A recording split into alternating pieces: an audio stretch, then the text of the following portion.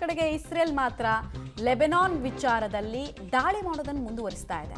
ಮಾರೂಬ್ ಮೇಲೆ ಇಸ್ರೇಲ್ ವಾಯುದಾಳಿಯನ್ನು ನಡೆಸಿದೆ ಅನ್ನೋದರ ಮಾಹಿತಿ ಲಭ್ಯ ಆಗ್ತಾ ಇದೆ.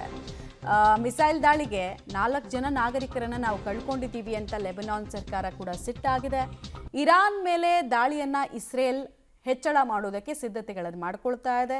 ಅದರ ಭಾಗವಾಗಿ ಲೆಬನಾನ್ನಲ್ಲೂ ಕೂಡ ಗ್ರೌಂಡ್ ಇನ್ವೆನ್ಷನ್, ಭೂಮಿಯೊಳಕ್ಕೆ ನುಗ್ಗಿ ಅಲ್ಲಿರುವಂತಹ ನಾಗರಿಕರನ್ನ ಬೇರೆ ಕಡೆಗೆ ಅನಿವಾರ್ಯವಾಗಿ ಓಡುವಂತೆ ಮಾಡೋದು ಮತ್ತು ಇನ್ಫ್ರಾಸ್ಟ್ರಕ್ಚರನ್ನು ಹಾನಿ ಮಾಡೋ ಕೆಲಸವನ್ನು ಮಾಡ್ತಾನೆ ಇದೆ. ಲೆಬನಾನ್ ವಿಚಾರದಲ್ಲಿ ದೀರ್ಘಕಾಲದ ಪ್ಲಾನ್ ಅನ್ನ ಇಸ್ರೇಲ್ ತಲೆಗಿಟ್ಕೊಂಡಿದೆ.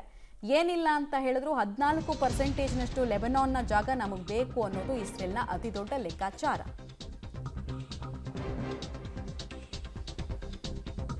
ಮಧ್ಯಪ್ರಾಚ್ಯದತ್ತ ಅಮೆರಿಕದ ವಾಯುಪಡೆ ಕೂಡ ರವಾನೆ ಆಗ್ತಾ ಇದೆ. ಹೆಚ್ಚು ಸಂಖ್ಯೆಯಲ್ಲಿ C-17S ಹಾಗೂ C-130JS ವಿಮಾನಗಳು ಪ್ರಯಾಣವನ್ನು ಬೆಳೆಸಿದೆ. ಯುರೋಪಿಯನ್ ವಾಯು ಪ್ರದೇಶವನ್ನ ದಾಟಿದೆ ಈ ವಿಮಾನಗಳು ಅನ್ನೋದರ ಮಾಹಿತಿ ಲಭ್ಯ ಆಗ್ತಾ ಇದೆ. ಇಲ್ಲಿಂದ ಇರಾನ್ ಸುತ್ತಮುತ್ತ ಇರುವಂತಹ ಏರ್ಬೇಸ್ಗಳಿಗೆ ಬರೋದಕ್ಕೆ ಹೆಚ್ಚು ಸಮಯ ಏನು ಬೇಕಾಗೋದಿಲ್ಲ ಅನ್ನೋದು ಗೊತ್ತಾಗ್ತಾ ಇದೆ. ಅಲ್ಲಿಗೆ ದೀರ್ಘಕಾಲದ ಯುದ್ಧ ಕೊಲ್ಲಿ ರಾಷ್ಟ್ರಗಳನ್ನು ಆವರಿಸುತ್ತೆ.